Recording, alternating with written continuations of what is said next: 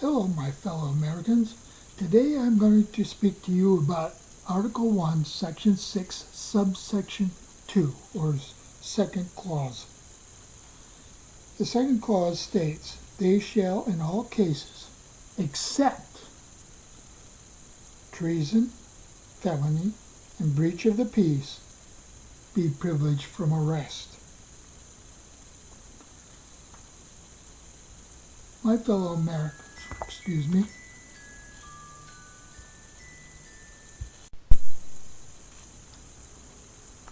So, my fellow Americans, I'd like to ask you a question. Where in that statement does it state that our elected officials have privilege? Now, in accordance with their democracy constitution, that's made and not written, it says that they have privilege in all things. Now, the written constitution doesn't say that, but the arm of flesh is what they say it says, because they'd rather watch and pay attention to the arm of flesh rather than the arm of God. Now, you know from this, seeing my other videos, that the arm of God is the United States Constitution. The democracy constitution that's made is the arm of flesh. Now, my fellow Americans, there's something wrong here. Because if Congress and the executive branch and the judicial branch are not accountable to the law pursuant to this section, Article 1, Section 6, Clause 2, they're in violation of the law. So why are we having them on the benches? Why are we paying judges so much money to violate the law? Congress, why do we pay them so much money to violate the law? Why is the executive branch getting so much money for violating the law?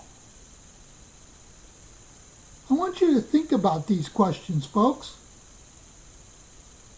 The other day I got a message on my phone saying that Joe Biden went to the FBI and demanded that they investigate anybody who opposes school boards or shows any opposition to anything that they plan.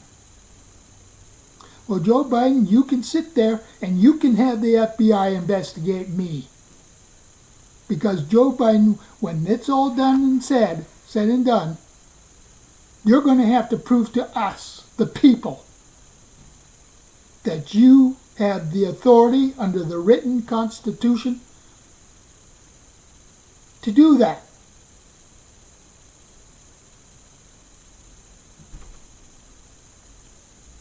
Now, Joe Biden, I know you think you have all kinds of power, but you don't have a damn thing.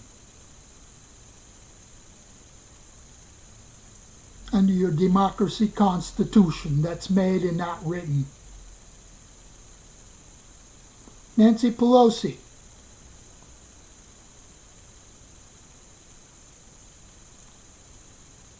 Why are you still sitting in Congress when you haven't even had the right to vote since 2009? Because of your democracy constitution and the law that you made and did not write in October, so that you could have your Affordable Care Act. Why are you even still in office? Why are we paying you for your double billing? Meaning you get paid, you get money for your staff, for your San Francisco office, and you get funding for the Speaker of the House office. When Bay, your answer to me back in 2010, you were double billing us. Nancy Pelosi. And I want you to know, Miss Speaker of the House, There's been a criminal complaint sitting on the U.S. Attorney's desk since 2010 with your name on it. Now, if you're going to tell us that you support the Republic Constitution, and you took an oath and you support your oath to defend that Constitution,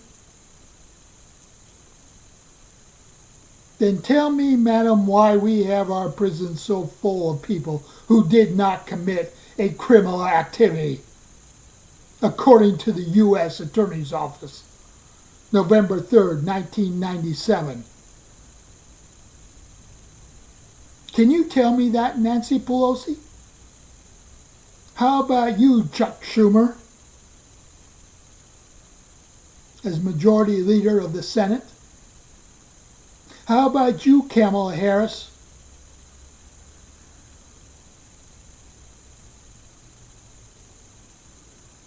And you, Joe Biden? And you, the courts? You see, Joe Biden, I don't need the U.S. Attorney to do their damn job, because they're not going to do it. Congress is not going to do it. Their jobs. So we, the people, have the right, under this section, to place you under arrest. And when I say that, I mean we have the right to tell you you're under citizen's arrest and have the Secret Service do their damn jobs in enforcing the law. Joe Biden, Kamala Harris, Nancy Pelosi, Chuck Schumer, and anyone else who wants to oppose the written Constitution. This is a problem in this country. And we have people sitting in prison right now for crimes that they did not commit because they didn't commit a criminal activity. Well, we have people out on the streets committing crimes all the time, and you're not doing your damn jobs. I'll give you an example. Minneapolis last year. I'll give you an example. That's one very good example of what I'm talking about. I want to know how many of those people have gone to prison for their hate crimes. Kamala Harris, Joe Biden, Nancy Pelosi, Chuck Schumer, the U.S. Attorney's Office. I wonder.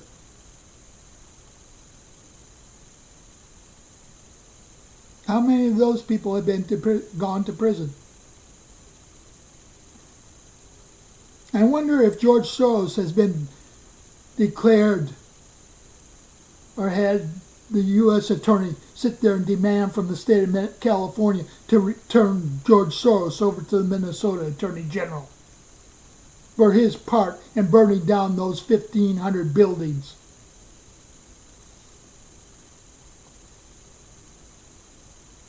Can anybody tell me what the status is on all these crimes? Well, you falsely imprison people who did not commit a criminal activity according to the U.S. Attorney's Office in the Northern District of California and the Minnesota Attorney General's Office for the Minnesota District, U.S. Attorney I should say, for the Minnesota District, concurs. Apparently, because they haven't done their damn jobs either.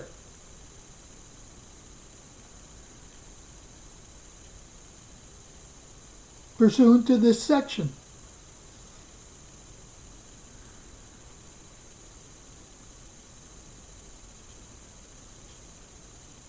Now let's get on to the COVID business. Dr. Fauci. If any U.S. attorney would like to have a client to charge you with the murder of all those senior citizens, because they were not allowed because of you?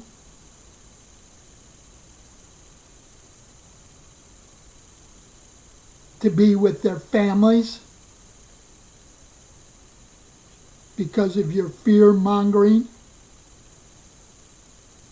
Dr. Fauci? They can come and get me, and I'll be their damn client. Because I'll be happy to charge every one of those seniors who died supposedly of COVID and not loneliness on you.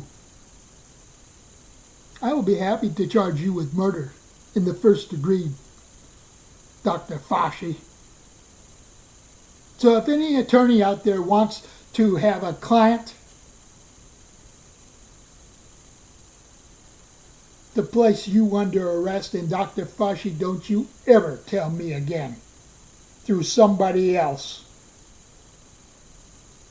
that I have to listen to you, because I won't do it.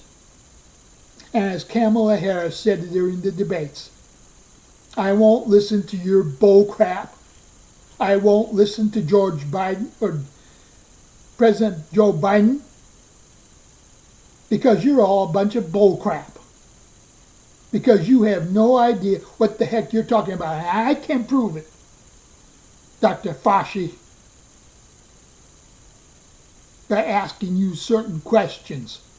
And if you want to sit there and call me a liar, as you did Senator Rand Paul, you go ahead, because I got the perfect answer for you, Dr. Fauci. I won't give it here because that'll give away my whole story.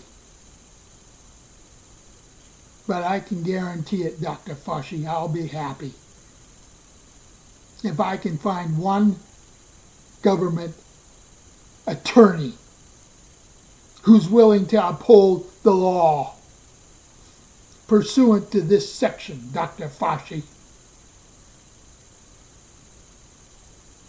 I'll be damn happy to be that client.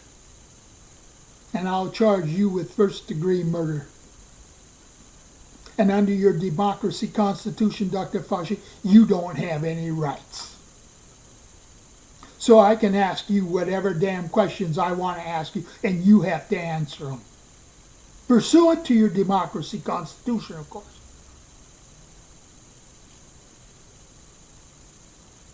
Or are you going to be like Nancy Pelosi and come out now and say, oh, we got a Republic Constitution, we support that Constitution. No, you don't. You haven't given a damn about the Republic Constitution and your constitutional rights. Unless you and Joe Biden and Kamala Harris and Chuck Schumer and Nancy Pelosi are not going to tell us you're not part of the people.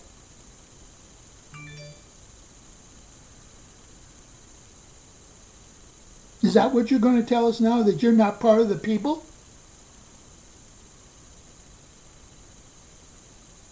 Well, next time I speak to you, brother, my fellow Americans, it's going to be on Article 3, Section 1. And I'll talk more about that, more about this subject at that time.